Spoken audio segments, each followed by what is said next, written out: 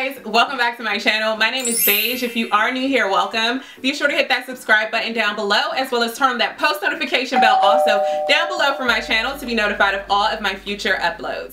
So today's video is basically going to be a list of my favorite products for applying lace frontals and lace wigs to my skin, and the products that I use to remove the lace frontals and the lace wigs from my skin. All of the products that I am going to talk about today in this video, as well as any previous video that I have done a tutorial on, I did compile a Amazon store together, and I basically listed all of the products that I used on my wigs and all of my videos, so it is easier for you guys to find everything that I use. So look down below in the description box if you're interested in any of these products.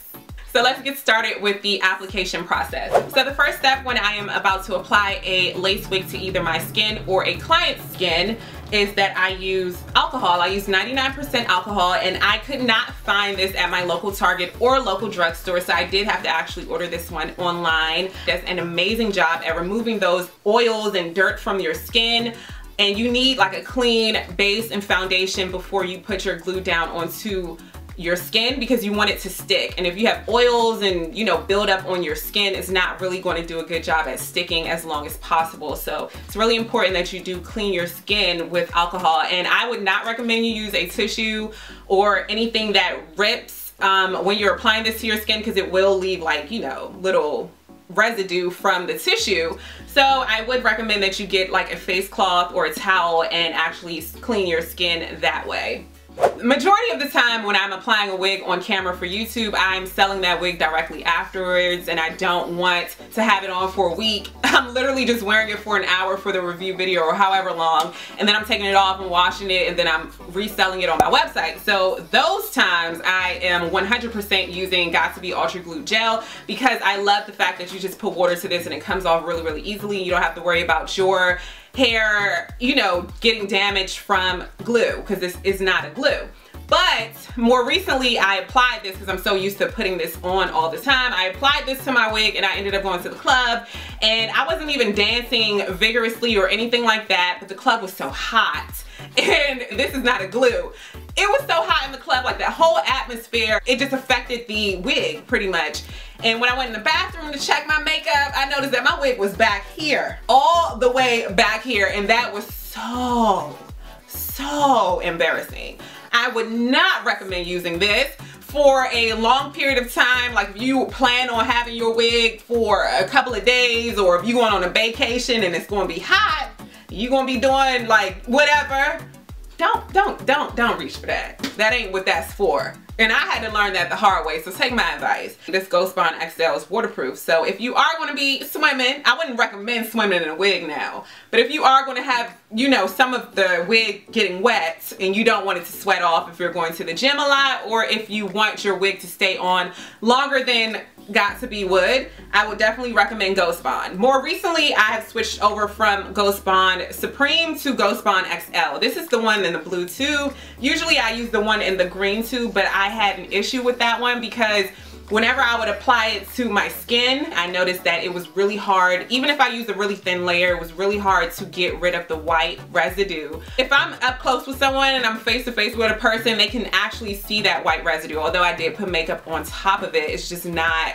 I would prefer this. This one still does leave a bit of the white residue, but I find that as you're wearing it, as the days are going on, the hair is getting older, the white residue does disappear. And how I apply this to my skin is by using popsicle sticks. So I have these popsicle sticks that I'll basically just take and I'll apply the really thin layers using these popsicle sticks, and then I'll use my blow dryer to blow dry the glue. I do use about 2 to 3 layers of it, so I'll basically just take very thin layers, blow dry until it's almost clear but not completely clear, and then I'll take another scoop of the glue and then I'll apply another thin layer, then I'll blow dry it again, and I'll do that a total of 3 times depending on how long I want the wig to last.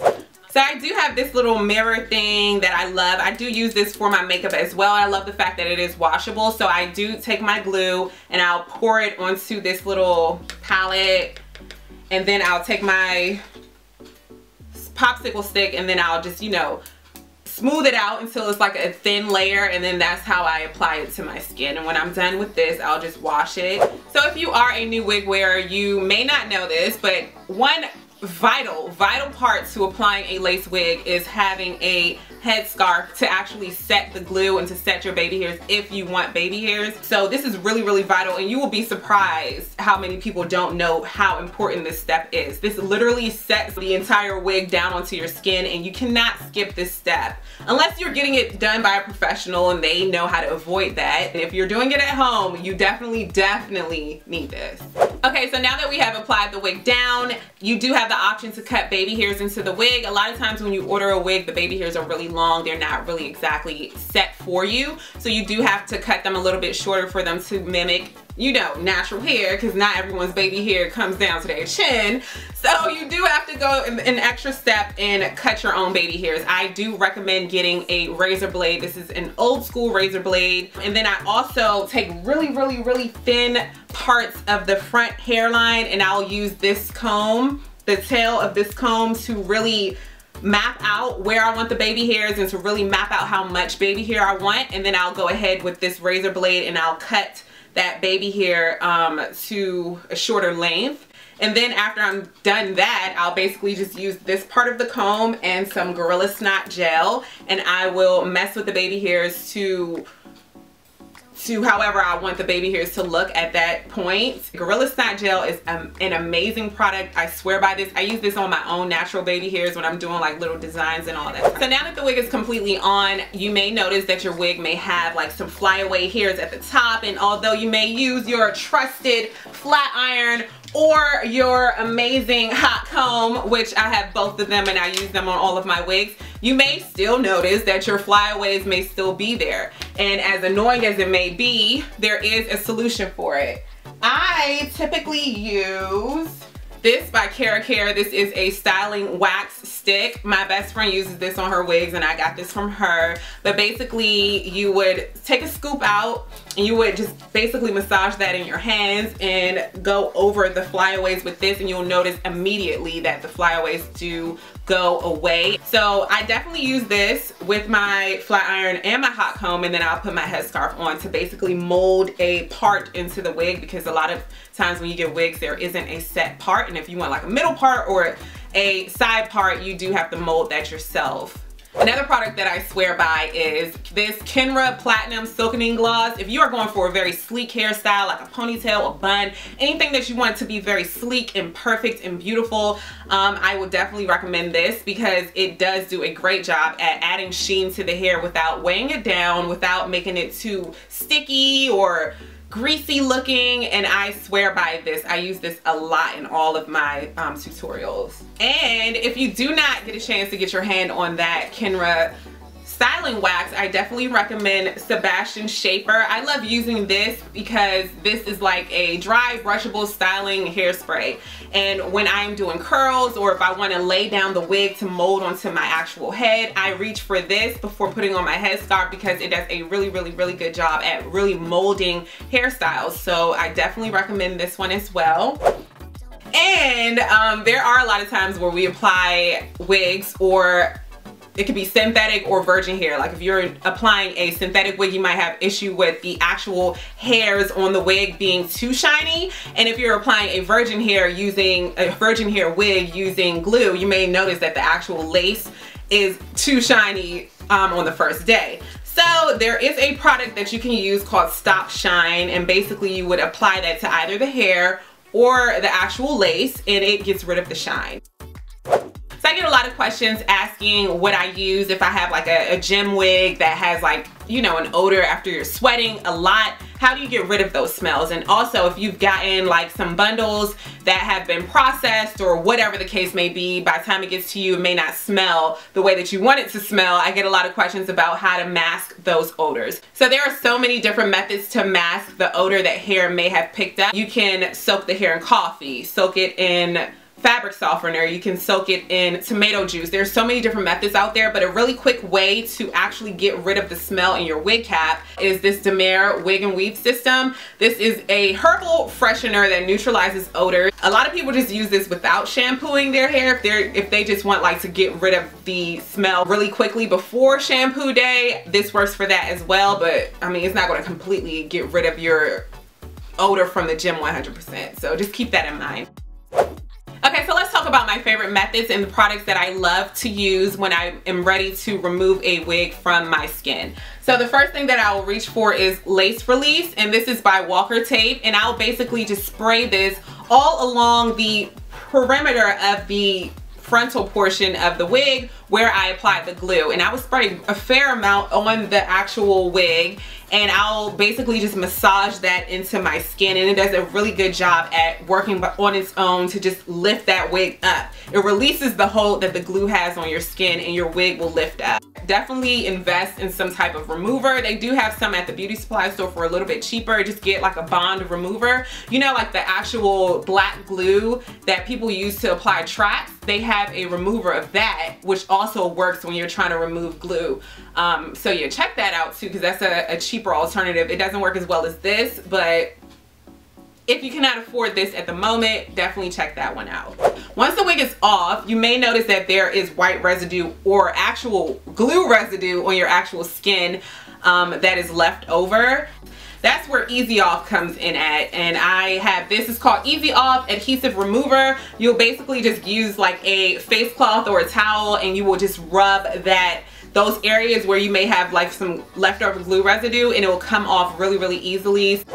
So now that we have the actual wig off and there is no more residue on our skin, you may flip your wig over and notice that there is buildup from glue that is on the under part of your lace, and that's basically because the glue is not going to disappear once you take the wig off. The glue is still going to be on the actual wig. So I use C22 solvent, and I would spray the entire portion of the frontal where the glue is at, and I will basically just get a really good amount of this onto the lace, and I would let it soak for a few minutes. You don't want it to soak too much, because if it soaks too much, this will actually loosen up the knots on the wig, and you will cause more shedding than your wig may have had before. So you don't want to submerge any type of frontal in actual water. You don't want to do that, because you can submerge it for a couple of minutes, but you don't want to submerge it for an excessive amount of time. So pretty much I would just saturate it with this, and then I'll get a toothbrush, and I will basically just brush those glue balls, or you know, the excess glue off of the actual frontal, and it does an amazing job at removing it. I recommend using a toothbrush because the toothbrush is really small, the bristles are small, and it does a really good job at getting in between the knots of the frontal. And that's another thing, you don't want to go too hard with the toothbrush. It does do a good job at getting between the holes of the frontal, but when it does that, it can cause extra shedding as well, because if you see the toothbrush is actually going through the wig and you're brushing it, so it's causing friction on the actual knots, and it's causing it to slip out and fall out into shed. And one more thing that I do want to mention in this video too is that it doesn't matter where you get your frontal from, it doesn't matter how much you pay for your frontal. If you put bleach on your frontal is going to shed. Your frontal is going to have bald spots. Your frontal eventually is going to start balding eventually, because an actual lace frontal is so delicate, and when you are putting bleach on it, it's damaging those follicles, it's damaging those knots, and it's making the hair fall and shed. So you may have noticed, if you've ever put bleach on a frontal before or on a wig before, it looks really, really good. Don't get me wrong, it looks really great, really natural, but you will notice, like, after a long time wearing this wig, after a prolonged wearing of this wig, you will notice that it does start to shed, it does start to bald, and that's just something that is inevitable when you're wearing a lace wig, or when you put bleach on the actual wig. It's damaging it. I do definitely recommend getting a knot sealant. If you use a knot sealant, that does help, and it does assist in slowing down the loosing of the knots. But you know, with aggressive brushing, aggressive combing and all of that, it's still going to shed. It's still going to shed. So I just wanted to clear that up. It doesn't matter where you purchased it from. All frontals, all wigs, they do shed. So a way to avoid that completely would be find other methods for making your lace frontal the color of your skin. Like use foundation, use makeup, use some type of body spray or whatever. Just find other methods of making it look like it's bleached without actually bleaching it. That's my best recommendation. So I get a lot of questions about the mannequin head that I use. Her name is Keisha. I get a lot of questions about Keisha in my comment section. She's like a cork mannequin head, and I love the fact that she's like molded to this shape, because in the back my head may not be the exact same size as she is, but in the back where my cornrows are, Keisha, her head is basically the same measurement as my head when I have like my cornrows down. So I know if a wig fits Keisha's head perfectly, it'll fit my head perfectly. Sometimes the wig may be a little bit too big, but I know that how it would fit my head basically on how it fits Keisha's head. So 9 times out of 10 when I am cutting a lace wig, I do put the wig on Keisha first, and then I use my scissors and I go along the actual hairline of the wig and I cut it with these scissors.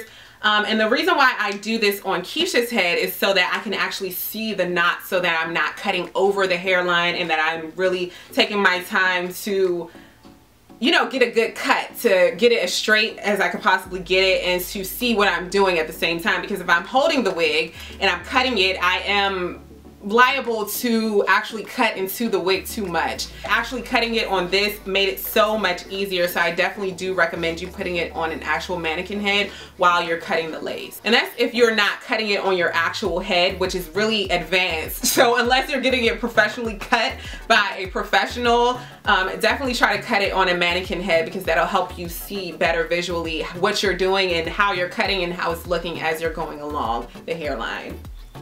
And when I'm doing any type of tutorial or when I'm cutting the lace and I have the wig on Keisha, I will basically just put her on this stand, and I do have all of the links down below where you can pick this one up as well. So those are pretty much all of the products that I use and that I love and that I swear by when I'm applying lace wigs and when I'm removing my lace wigs. If you have any questions about any of these products, leave them down below in the comment section and can't wait to read them. Let me know down below in the comment section if you found this video helpful, and also what type of videos would you like to see more from me. Let me know down below in the comment section. As always, thank you so much for watching. I hope to see you all in my next video. Don't forget to hit that subscribe button down below, as well as turn that post notification bell also down below for my channel, and I can't wait to see you all in my next one.